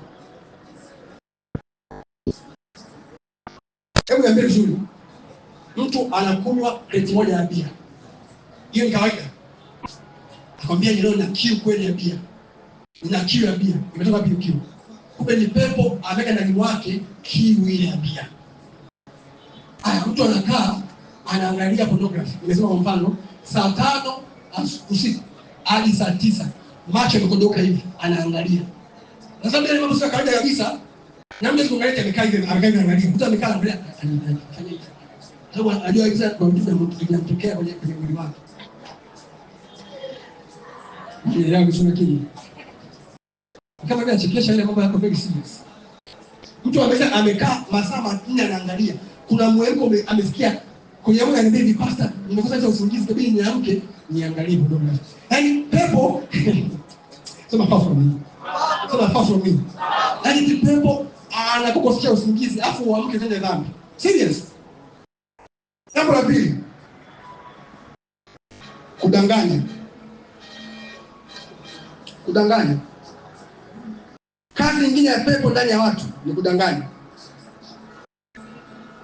Pepo ana kazi ya kuwadanganya watu. Na shetani ni baba wa uongo. Na mapepo kama watumishi wake wana kazi ya kudanganya very very serious. Eti upo chuo kikuu, unaota upo shule ya msingi. Wasema hivi pastor, nimeota ndoto ya ajabu kabisa. Nimeota nipo shule ya msingi pasta. Naona kabisa zile roho za koti zinanifuatilia. Imefika mahali ambapo unakiona kile unachotaka wewe. Ukiona ambacho kikuhusu unakikataa. Yaani unachana nacho. Unaelewa vizuri Mungu? Umeelewa vizuri? Yaani mfano unaota ndoto eti ndio kukimbiza. Kukimbiza bila pasta sasa hivi naona kabisa nafuatilia ilikuwa nakimbiza ile ndoto. Yaani pasta ndio niombee tu. Amekukimbiza na wewe amka asubuhi anza kumkimbiza, mwambia wewe uliyenikimbiza kwenye ndoto na sasa hivi nakukimbiza na kukimbiza roho huko ulipo na kukimbiza na kukimbiza na anakimbia kweli kweli. Very serious, wanakimbia. Haya, eti mmoja usiku uko ile choo cha shule msingi umekanyaga hivi na hivi panatoa harufu. Basi kaogopa, kashangaa nimeangukia mule. Mtu wa Mungu. Ni mapepo wanataka kukudanganya. Sema hawatanidanganya kwa jina la Yesu. Ndio sasa ndio uelewe ninachosema hiki. Yaani kazi ya pepo kubwa ni akudanganye. Akudanganye. Ghafla unaona kitu ambacho kielewi, kumbe anataka akudanganye kitu fulani ili urudi kule ulipotoka. Ni master kudanganya. Ni master kudanganya. Nakumbuka 2021 kibisho nimeamua kufanya baba serious. Mama yangu mzazi aliota ndoto fulani hivi. Akaota kwamba eti kuna joka likubwa linanimeza. Lijini nimesema? Kaambia mwanangu, hii ndoto ni shetani uko umeenda mwanangu. Hiyo imani imeenda mwanangu, ni joka nimeliona ni ndoto mwanangu. Kasema mama, ni joka hili. Haya. Na yeye kwa joka huyo amefanya nimeoa. Huyu joka fanya na masters ndio joka huyo. Kama ni joka namna hii nampenda sana mwanangu. Ila mama aliota sasa mwanangu, hiyo imani ulioenda mwanangu, kuna linyoka lipo huko linameza watu. Nimeanza kukumeza na wewe. Mama ananiambia hivyo. Sasa mtu usipokuwa thabiti kwenye imani, usipokuwa na ufahamu, utajua basi Mungu hataki mimi nikae hivi. Kumbe ni shetani anataka akutoe hapo. Mnaelewa vizuri wa Mungu? Shetani ni master kudanganya. Hata pepo akiwa ndani mwako au anakuletea ndoto fulani ili tu akudanganye. Mimi nakuombea hautadanganywa kwa jina la Yesu. Nasema hivi kuanzia leo hautadanganywa kwa jina la Yesu.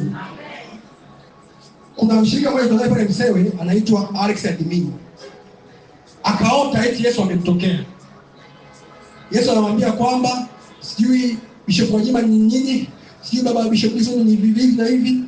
Yule jamaa yale mapepo yakaanza kumdanganya. Baada ya muda jamaa karehuka.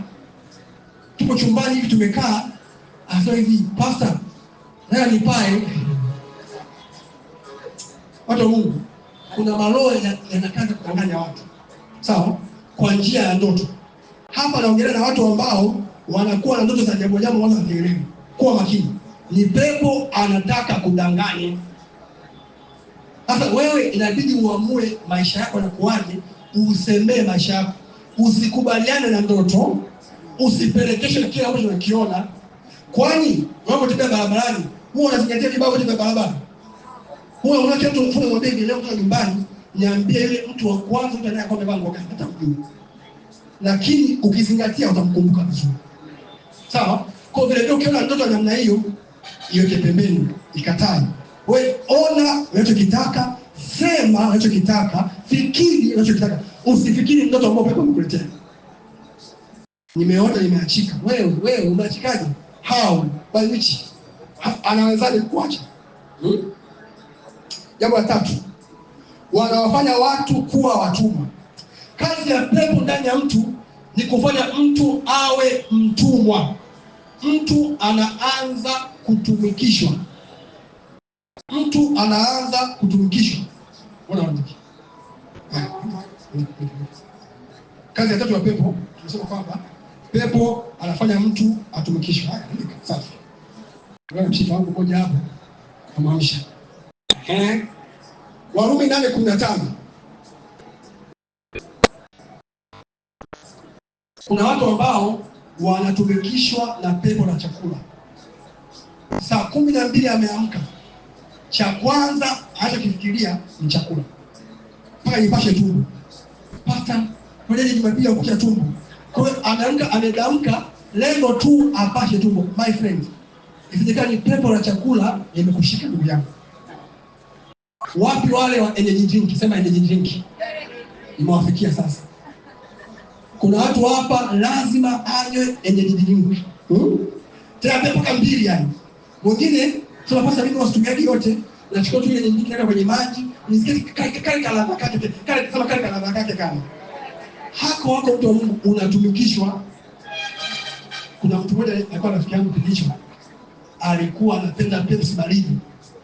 Ile Pepsi baridi anaipenda mpaka hapo kwenye koo kunamuasha kabisa. Yaani asipokunywa Pepsi anasema kuna kitu kinamuasha. Sema kinamuasha. Sema kinamuasha. Kama wewe ambao maji ya baridi huwa anakuashaga. Yaani hata hapa mimi ndio maji ya baridi hapa siwezi. Mwingine mpaka achukua mabarafu kabisa na yala mabarafu. Anasingizia joto. Ndugu, sio joto. Kuna kitu ndani mwako kutumikisha ule haya mabarafu. Yule rafiki yangu baada ya kuniambia hivyo kamwambia nikamata koo. Kaanza kusema wewe ambaye unafanya Pepsi ile kama kiu, toka. Wachie. Hapo akafunguliwa. Tukia siku hiyo akaacha kunywa Pepsi. Sasa kila mtu mali hapa kuna kitu cha kutumikisha. Hebu kwa jirani yako mwambie wewe pia kuna kitu fulani ambacho kinakutumikisha. Hicho mwambie hicho yumkini ni pepo. Mimi moja ya pepo niliyoona chuoni ni kwamba wadada wa vyuo wanatumikishwa na pepo la chips. Very very true. Wanakula chips wadada wa vyuo. Sijui ni nani aliyewaroga. Yaani wanakula chips na yumkini wengine wapo hapa ni mshirika wangu. Wiki hiyo kuanzia Jumatatu hadi leo Jumapili asubuhi alikula chips. Ndugu yangu, huyo ni pepo. Chochote ambacho kinakupelekesha mpaka kinakuzidia nguvu sio kawaida. Kuna pepo amechukua hatua. Mtu akianza kuvuta sigara mara ya kwanza huwa sio pepo. Ila baadaye pepo ile kuchukua hatua, ile sigara asipovuta anasikia kifua kinabana. Nikisikia tu anavuta sigara anambia, kifua kinabana na fulani basi kinabana na fulani. Kisha mbona inachukua kinamna mbali sana. Na mimi nakubana hivyo kifuani. Kwa hiyo kitu kama ya kutumikisha mtu mkoa makini. Haya, watu ambao ni watumwa wa simu zao. Yaani hawezi akakaa siku amezima simu anaomba. Hawezi. Siku amekaa siku nzima hawezi kukaa hata kiwa anaomba lazima akiketi simu asikia vibration. Wale kuangalia message kwa message ya Voda anamwambia kwamba tunasherehekea siku fulani. Yaani simu inampelekesha, simu imeshakuwa mtumwa wake. Pepo la simu imeshamchukua. Wengine ni kuongea. Pepo la kuongea limemshika mtu wa Mungu. Akianza kuongea ataongea pasta nisamee tu ninaongea hivyo lakini pasta anaendelea mtumishi wa Mungu. Lazima uwe na mgojezi kwenye kinywa chako. Sema amina. Amen. Au sema amina Amen. Amina kubwa tena. Amen. Kwa hiyo pepo wanaweza kufanya kuwa mtumwa wa kitu. Warumi 8:15. Tena hakupokea roho ya utumwa iletayo hofu. This is very powerful. Kazi ya pepo ni hapa. Anakuletea utumwa fulani unaokuletea hofu. Mimi nisipokunywa dawa ya vidonda vya tumbo siwezi kuishi kabisa. Mimi nisipokunywa dawa fulani pressure itapanda, nitakufa. Daktari ananiambia kwamba mimi nisipofanya hivi nitafanya hivi. Hofu. Kwa pepo wanatumikisha watu kupitia hofu. Ukiona kuna dalili yote ya hofu, jua huyo ni pepo rohoni. Mshughulikie, mwambie pepo wa hofu niachie. Leave me. Yaani umkemee pepo mwenyewe. Sasa niangalia. Usimbii mchoja kemee pepo. Wewe mwenyewe unajua mambo kama haya, unamkemea. Nasubiri Jumapili mchoja ni kumkemea wewe mwanangu. Kemea huko ulipo. Ndio tetesi. Pepo huwafanya watu wafanye vitu visivyo vya kawaida kabisa. Wanawatumikisha watu na kuwafanya wafanye vitu visivyo vya kawaida. Demons make people do unnatural things. Mwanaume eti anajiita ni shoga. Anajisikia kuwapenda wanaume wenzake. Jamani, ni kawaida hiyo jambo? Ni kawaida? Naomba tuongee. Eti mwanaume anajisikia kuwapenda wanaume wenzake. Ni kawaida? Ni kawaida? Haya, mwanamke pia anajisikia kuwapenda wanawake wenzake. Yaani mimi hapa pastor, sinione tu hivi. Mimi na enjoy sana company wenzangu. Yaani sitaki msuka na wanaume mzima. Mtu anajifungia mwenyewe chumbani, hatoki nje, haoni watu. Ni kawaida hiyo hali? Ni nani anakaa naye chumbani? Ni pepo wa kujitenga na watu. Jambo la nne, pepo wanatesa. They torment people. Pepo kazi yao kubwa ni kutesa. Yaani watakutesa usipoelewa haya mambo. Marko 5:4-5. Marko 5:4-5. Hebu soma hapo tuone kwamba pepo huwa wanamtesa mtu. Kwa nawe pia, nataka ni pepo wa kidonda vya tumbo, nataka ni pepo wa kichwa kuuma, nataka ni pepo wa usingizi, anakutesa. Kila unasome unasinzia. Ni pepo. Ila wewe una pepo. Haya, Marko 5:4 anasemaje? Kwa sababu alikuwa amefungwa mara nyingi kwa pingu na minyororo, akikata ile minyororo na kuzivunja zile pingu, wala hakuna mtu alikuwa na nguvu ya kumshika. 5 na siku zote usiku na nini alikuwa wapi?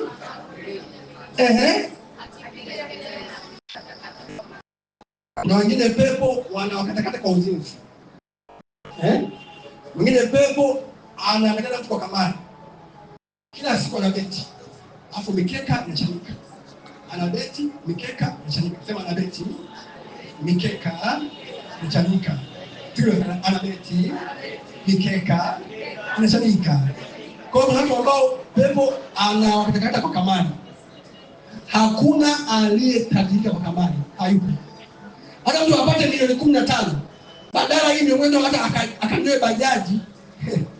Aso niweke na hii yote nipate kubwa zaidi. Aika yote anapigwa. Afu baada ya hapo ndio mwisho wake wa kupata hela kama hiyo. Unajua kamari ni pepo moja ile ambayo anamvutia mtu namna hii hapa. Anaweka buku anampa 10,000. Hani ukinipa 10,000. Tena siku ya pili hiyo 10,000 anapata 50,000. Anaendelea tena, anaweka 100,000 anapata 200,000. Anaendelea tu kumvuta. Alafu siku moja anampiga hilo tukio. Kumbe amemkata. Sema amemkatakata.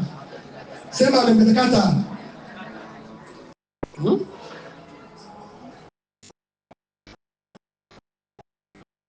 Mtu akiangalia movie asinzia. Ila akianza kuangalia video ya Pastor Ebeneza anasinzia katikati. Wao wapi watu Google. Naomba nisiwaseme kabisa. Anaplay vizuri baada ya muda. Ila akiwa anaangalia movie, macho yakodoa hivi, anaangalia ile cartoon animation, acha yakodoa kabisa hivi. Wala asinzii, wala anachemba usingizi. Sema far from me. Sema far from me. Jambo la 5, wanawafanya watu wawe wapweke. Isolation.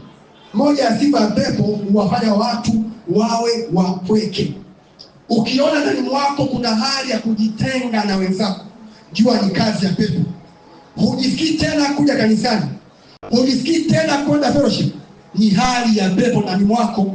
Huyo ni pepo anafanya kazi ndani mwako. Luka 8:27.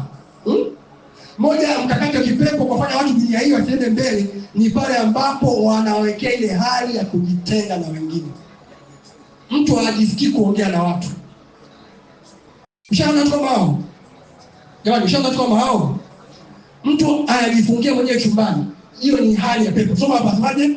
Naye aliposhuka pwani, alikutana na mtu mmoja wa mjini mwenye pepo, hakuvaa nguo siku nyingi, wala hakukaa hapa.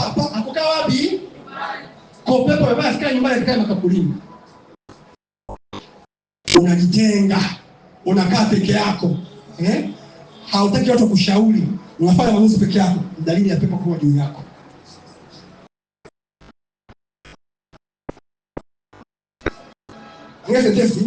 Mtu yoyote anayejitenga na wengine anafungulia mlango wa kudanganywa na kupotoshwa. Mtu yoyote anayejitenga na wengine, you stay in isolation, anafungulia mlango wa kudanganywa na kupotoshwa. Mungu ameumba mwanadamu awe ni kiumbe wa ushirika, a being of fellowship. Kwa ukiwa ndani mwako na hali ya kujitenga, ujue kwamba unafungua mlango wa kudanganywa na kupotoshwa. Na udanganyifu wa hali ya juu ni pale ambapo mtu anafikiri ya kwamba hahitaji mtu yoyote. Udanganyifu wa juu kabisa ni pale ambapo mtu anafikiri kwamba hahitaji mtu yoyote. Hahitaji mchungaji, hahitaji malezi, hahitaji kutuma ripoti. Huyo pia ameanza kujitenga. Na mtu ambaye wiki hii hajanitumia ripoti kabisa, ameanza kujitenga. Jambo la 6, kazi ya pepo ndani ya mtu. Pepo wanafanya mtu apende kukaa uchi. Naomba uiandike hivyo hivyo. Pepo wanafanya mtu apende kukaa uchi. Ukiona mdada ghafla unajisikia vizuri, nguo yako inaacha maziwa wazi, naambia fundi, naomba ushishi chini kidogo hivi ili walau hapa ziwa lionekane. Ni muhimu lionekane. Hilo ni pepo. Ni pepo. Umeshona gauni yako nzuri, funa kwa hivi, tuweke mpasuo ufanyaje? Wa kuziba au wa kuachia? Naomba nikiwa kuachia, cha msingi goti ili lionekane fundi. Hilo ni pepo. Sema ni pepo hilo. Hata hivi, hakuvaa nguo siku nyingi. Pepo hapana watu wasivae nguo. Na siku hizi wanakaa uchi. Labda watu wamevaa vizuri ila nguo yake imechora ndani amevaaje. Kwa akitembea hivi, kila anayemuona anamsema huyu mtu nguo yake ya ndani imejichora kabisa, imejichora. You can draw it from naangalia nini na wewe ushaelewa. Na yeye binti ukiona anavaa hivyo, jua kuna hali ya wewe kumilikiwa na pepo fulani. Marko 5:15. Hebu Marko 5:15 fungua hapo. Marko 5:15. Marko 5:15. Binti anavaa gauni, afu tati inaonekana. Why? Marko 5:15. Ni hapa nishuhudia na watu ambao kanisani ila wao hawafai ndio pastor. Ile gauni yako ikivaa kuna shida gani pastor? Anavaa gauni huku juu, yaani huku juu huoni chochote. Unaona tu yale pembeni. Tena gauni ni bidii ambaye yale zile toni hizi zikaa hapa juu, ila yeye anazipeka pembeni ili tuone bega lake jinsi lilivyo yani. Sasa hilo bega sitaki kuliona. Yaani kana una dili hizo ndio unasema kwamba wewe unamilikiwa. Wakamwendea Yesu akamwona yule mwenye pepo. Ameketi, amevaa nguo, ana akili zake, naye ndiye aliyekuwa na ile jeshi, wakaogopa. Huyu jamaa mara kwanza alipokuwa na pepo alikuwa yupo uchi. Pepo alipotoka akavaa nguo, akawa na akili zake. Kwa hiyo kana binti yote ambaye amekaa uchi, jua hana nini? Hizi hazipo vizuri. Mabinti. Mnaelewa vizuri? Eti mmepanga nyumba moja, kuna vijana wa kiume na binti mmepanga pale. Na share bafu. Unataka chumbani kwako, kuna bafuni umepaka kanga moja. Eti umepaka kanga moja. Sababu pasta sasa tunashare bafu, ndio umepaka kanga moja binti. Hapa nimeshasema mtu fulani anakaa kimya. Eti ndio uvae kanga moja. Watu Mungu, unafikiri Mungu ameweka ni kwa ajili ya Mungu wako tu kuona na sio mtu mwingine yote. Mtu amevaa kanga yake nzuri ila imeshia kwa magotini. Kwa hiyo wote tunaona vizuri. Hana maana kuoga, jistiri vizuri wewe. Kwani mke wa mtu jiheshimu bwana. Kama ndio mtu mmoja jiheshimu bwana. Mwambie tena mwambie jiheshimu bwana. Mwambie jiheshimu bwana. Siku hizi dunia inataka watu waonekane sexy. SEXY. Sexy. Sexy. Kompyuta amevaa, yupo kanisani anaimba, ila she wants to look sexy. Sasa hiyo ni pepo. Ameketi, amevaa nguo, ana akili zake. Haya, angalia kama sherehe. Ninashangaa kweli. Wameshaenda sherehe za usiku zenu. Watu wameokoka kabisa. Ninashangaa huyu binti ambaye amekuja kwenye sherehe, Simuelewi hivyo mama. Mabega yako wazi. Moja jaribu ambayo nilipata mimi na mke wangu wakati tunashona kwenye gari yake na harusi.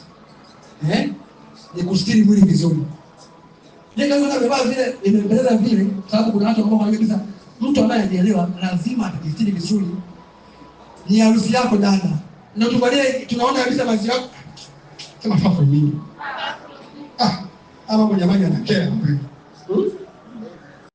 So walking around naked in public is one of the highest form of disgrace. Yaani haibu hali ya juu binti kutembea huko uchi. Umeacha vitu vyako uchi. Mambo ukiacha uchi haya sio ya watu wote. Haya ni ya kwako wewe na jambo linalofuata. Wanaondoa wasaidizi wa hatima. Ambaye hajaelewa hajaelewa, ila aliyeelewa ameelewa. Sema amina. Sio kwa watu wengine. Kwani ukivaa vizuri. Toka vizuri. Binti anatembea, anaenda bila usiku kwenye prepo, hajavaa blazina. Kwenda wewe. Una maisha nini? Eti ni prepo basta. Imenibana siku nzima. Lord have mercy. Jambo lingine sasa hivi wanaondoa wasaidizi wa hatima. Kuna mtu anabarikiwa? Haya, wanaondoa wasaidizi wa nini? Moja jambo ambalo pepo wanafanya huwa wanakuja kumondolea mtu wa kumsaidia. Kwa kila wakati pepo anakaa na wewe, lengo lake kukuondolea mtu wa kumsaidia. Mtu anakuambia kitu kwamba wiki ijayo nitakulipia ada. Ghafla Jumatano mbele yani imetokea dharura, sielewi imekwenye kwani. Kumbe ni pepo ameingilia kati kukuondolea huyo msaidizi wa hatima. Sasa unanielewa vizuri sasa? Kwa kuna mambo mtu huwa anakuahidi, wewe unasumbua kumkumbusha, kumbe sio kazi ya kumkumbusha. Pepo ameingilia kati kufanya yule mtu mambo yake yaende vizuri. Ghafla amekusahau sababu mambo yameingiliana. Kwa ukishinda na huyo pepo, yule mtu anapata hela. Unafanya biashara yako dada. Afu wateja waelewi kwa siku. Unafanya biashara wateja waelewi. Usikasema nani pasta sisi sielewi gani kuposti na posti. Nani sielewi hata wateja hawaji. Hawaulizi. Kumbe ni pepo amewakamata wateja. Wakiona status yako wanapita hivi. Kumbe ni pepo amemkamata. Au mbele status yako kusema mimi status yangu hii hapa. Haijui kwamba today is blessed. Yeah, it is blessed, lakini kama ukemea yule pepo ambaye anazuia. Masibu, I love you. Pastor, kwa hiyo unasema ndio nakusaidia. Kwa hiyo hapa niko lake ni Marko 5:3-4. Huyu jamaa alikuja kwamba wale watu wote hawakukaa na yeye tena. Marko 5:3-4. Makao yake yalikuwa pale makaburini. Wala hakuna mtu yoyote aliyeweza kumsaidia, aliyeweza kumpa ada, aliyeweza kumlipia nini, aliyeweza. Hakuna mtu yoyote aliyeweza. Kwa mapepo akija juu yako, wanakondolea watu ambao wanaweza. Kama mimi nikiona mchungaji nikiona mbona sasa sielewi pesa yangu, na shughulika na wale watu ambao wameshika shirika langu huko, wasiniletee fedha zangu. Ameshashughulikia shirika tu. Pastor, nimemtuma sadaka yangu hiyo. Okay. Kumbe kuna mtu mmoja ambaye alikuwa anataka kuweze ili mimi hapa nikae njaa, lakini sio mimi. Sema kwa jina la Yesu. Sema kwa jina la Yesu. Sio fungu langu. Wasaidizi wangu wa hatima hawataondolewa kuanzia leo kwa jina la Yesu. Haya. Nimalizie jambo la mwisho, baada hapo tutasimama. Jamani, haya mambo wewe mwenyewe ukisimame ujiombee. Usimame ujiombee. Jambo lingine, pepo wanalazimisha mtu.